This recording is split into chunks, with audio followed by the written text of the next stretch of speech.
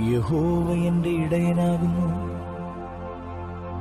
എനിക്ക് മുട്ടുണ്ടാകയില്ല. പച്ചയായ പുൽപ്പുറങ്ങളിൽ അവൻ എന്നെ കിടത്തുന്നു. സ്വസ്ഥതയുള്ള വെള്ളത്തിനരികത്തേക്ക് എന്നെ നടത്തുന്നു. എന്റെ പ്രാണനെ അവൻ തണുപ്പിക്കുന്നു.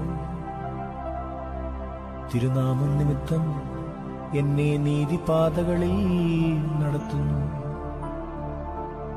കൂരിരുൾ താഴ്വരയിൽ കൂടി നടന്നാലും ഞാനൊരു അനർത്ഥവും ഭയപ്പെടുകയില്ല.